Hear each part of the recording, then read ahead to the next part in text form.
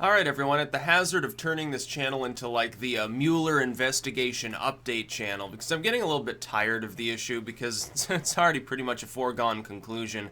Mueller's investigation at this point is so partisan and so tainted, I don't think they would dare to indict Trump unless they found something monumental, and I don't think there's anything for them to find. Like, I don't believe the claim that Trump is like more Russia bullshit. Now they're saying that about Jill Stein. That's a separate video I've got to do today. That's like even 10 times funnier than making the claim about Trump. Hippie grandma herself is a KGB agent, okay. But Trump, apparently, he expects to be exonerated, like he's openly alluded now to saying, yeah, I don't expect, he's not going to find anything on me. Trump probably would not come out and speculate on that openly. There'd be no real strategic reason for him to do so unless he were savoring the fact that at some point he expects Mueller to have no choice but to come out and say, oh yeah, by the way, Trump didn't collude with any Russians. The wrongdoing found by our investigation was basically Manafort was laundering money with, the Podestas years ago, and Michael Flynn had inappropriate contact with like Turkey and like some Russian ambassador and stuff, and they're slimy, but it doesn't extend to Trump. And like I said, in a perfect situation, Mueller doesn't say anything until Trump's out of office, at the hazard of starting, regardless of the decision, at the hazard of starting chaos. Because on one hand, we've got to understand, those of us who don't believe the claim, the Trump-Russia claim, we need to be mindful of the fact that there are a lot of people, about half the country does believe that he colluded with a foreign entity. Many of them are violent, fanatic, partisan individuals, potentially. We've seen this. We've seen that they're capable of violence. Is it not possible that if Mueller says, well, Trump didn't do anything wrong, they're going to scream, tainted investigation, Trump dug up dirt on Mueller, Trump bribed Mueller, Trump threatened Mueller.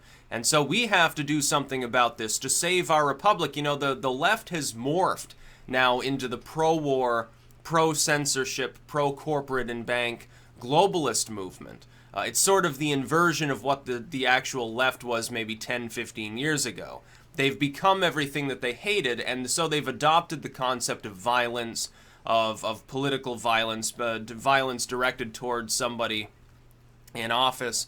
To them, I don't think would be anathema to their beliefs. We have to be prepared, thus, for the fact that the left could very well stage, very violent protests. I don't think like civil war. I don't think like, mass riots all over the country so order breaks down. That's a little bit pessimistic, in my opinion. But I do think there'd be violent protests in the wake of Mueller's decision. It would also potentially happen in the wake of a decision to indict Trump. Mueller, in my opinion, should just, tell Trump quietly the result, tell everyone else in Congress the result, and then have it all classified so the public doesn't see it for several years. I think that would probably, despite the fact that that would look unhealthy, it would look a little shifty, it's probably better than announcing an actual result. Just keep the investigation going forever. But I agree with Trump. I think he will be exonerated of all this bullcrap, because this bullcrap specifically, it seems, was built up artificially by like the DNC and like the Democratic Party in general. It seems like they were covering their ass for Fusion GPS, and this involves some intel agencies, as we now know, regrettably, unfortunately, covering their asses for Fusion GPS and the fact that they had such shitty tech that they couldn't even guard their own DNC or Podesta and Clinton, certainly their servers, that all of their material was actually used by foreign states, was apparently hacked by foreign states in some cases, certainly was leaked domestically and became later available to anybody in the world to read, some of which was classified. That's damaging. To suggest that the DNC is that dumb, that Hillary Clinton is corrupt, the DNC is corrupt, the entire establishment apparatus, extending even, we know now, into some Republicans, like a John McCain maybe, that all of these individuals are not just corrupt but also inept, that's pretty damaging to the establishment. Now, the establishment has a lot of money. If nothing else, they have the lion's share of all wealth in the world. So, because it's globalism. It involves heads of state and groups within other countries, too. It also involves Russians.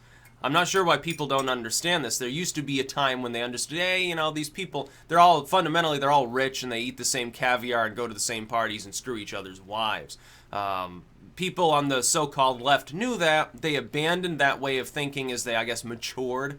You know, I think they matured backwards. I think they're becoming a bunch of babies. Like, all they do now is whine and say, oh, there's things that offend us. We feel so terrible about it. You know, usually when people, a sign of maturity is the ability to withstand criticism, to tolerate others' opinions and not be like, you have the view of like a 5-year-old's like, I want to be king of the world and I'm going to ban naps and I'm going to ban baths and, you know, soap will be outlawed. That's sort of like the stereotypical like little kid mentality. But they've gone in the other direction. They're leaning more and more towards that mentality. Ban anything I don't like. Wah, wah, I'm so offended. Sticks and stones, you know, break my bones, and so do words, and so do people's harmful opinions. They're out there fringe ideas. That's what these goofballs have become. Not to say there weren't those on the right that were already acting like that back when the left had some balls. Of course, you look at Bill O'Reilly's yearly tradition of the War on Christmas rant for several weeks. It seems like he's an easily offended individual as well. Although he's more an opportunist. He does that so other people that are offended easily give him money. They'll think that he's just like us, a red-blooded American. You know, he lives in Manhattan in a penthouse and he drinks $1,000 bottles of wine. But he's just like us with our Budweiser in our trailer park. Trust us. He's on Fox after all. This is sort of the mentality. Mueller's not going to do jack shit, I don't think. If he were, it would have already happened. If there were something there and there were an intent to actually tell people, yeah, there's something there, it would have happened. Manafort isn't Trump. Flynn isn't Trump, and every single time people who don't like Trump think, well, this is the final nail in the coffin of his presidency, he's gone for sure this time. Every time I have a chuckle come out and say, no, it's not, here's why, they all start making it viral. They tweet about it. They post it on their Facebook status. They post YouTube videos about how the orange tyrant will soon be gone. He'll soon be in a jail cell. And it never happens. They've done this like, what, 4 or 5 times now. It's not just with Manafort and Flynn, by the way. They do this in the wake of every little revelation that's made. You know, to the point that the lamestream media, without even fact-checking a source, says, ooh, a source close to us says Flynn's going to be this songbird for the Trump campaign. And he's done for now, as Brian Ross, whatever the fuck his name was from ABC, you'll remember, gets suspended for a month. Everyone was tweeting out his report there, and I get to see, I was sitting there laughing my ass off, because if you looked up, you know, the hashtag or the name, it was about the report and how Trump was basically done for, and everyone was retweeting it as though it were 100% true, like they believed it without, again, any fact-checking.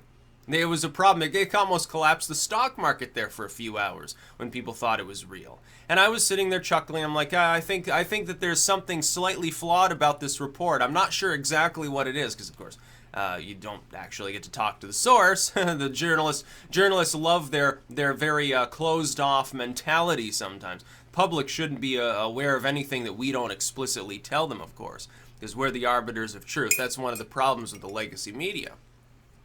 I'm sitting there laughing, and then a few hours later, it's like, whoops, yeah, I'm sorry, we done goof. Don't worry, we suspended him for a good long time. You know, he'll have to lose his he'll have to downgrade his plans. He was going to add 10 rooms to his penthouse. He'll only be able to add 9 this year. Poor him. He'd only add 3 new bathrooms. You know, 1,000 square foot swimming pool and everything else that he wanted up on his skyrise. That's basically how the journalists so-called work at this point. You know, they're paid a huge amount of money, and sometimes they're not exactly accurate. I'd say most of the time. Trump, meanwhile, he's probably sitting there chuckling too. Everyone thinks his presidency is a disaster. Look who his enemies are. His enemies are scrambling to find any way to combat him. You know, he's probably going to get his tax plan through, which is, by the way, good. Like, I saw a post. Here's an aside, end of rant aside. This was funny. Being Liberal was posting about the tax plan, and they were comparing, like, the average tax break for someone who's making, like, millions of dollars versus the tax break for someone who's got a lower income. Now, let alone that person who makes more is already paying an enormous amount of money, so they're naturally going to save more. They also fucked themselves with the post because it showed that even people in the lower brackets would save money, would pay less in taxes. How is that a bad thing? I would think that would be a good thing. You know, here I heard being liberal for a month there telling me that the poor would pay more in taxes. Now they're admitting, oh yeah, the poor will pay less. It's just less of less than people who already pay more. That's a no-brainer, dude. Your post basically defeats the same argument you've been making from day one about Trump's tax plan. Is that people can't, they're running around like chickens with their heads cut off. They don't understand anything about strategy. They don't apparently understand the finer points of debate. And they don't understand how social media functions. And so they screw themselves over and over, and it's a laugh a minute. I love, this year has been great. It's like people had the hashtag on there. Okay, now end of rant discussion here. They had the hashtag like, 2017 was for me or something like that. I'm like, for me, it was a great year. A lot of people are like, oh, it's the year America died. Oh, I feel so terrible, blah, blah.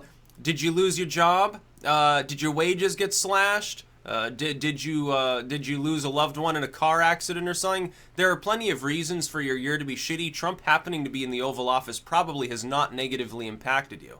If you have a stock portfolio, you probably feel pretty damn good about his presidency. Unfortunately, of course, that tends to be people who are, they're wealthier. They tend to lean more red. For some reason, traditionally. Although now they're switching over to the Democrats. Like a lot of the bigwigs, they realize that the Trump won't take their corporate donations, so they've swung over and joined the other so-called good guys, I suppose. That's about all. Peace out.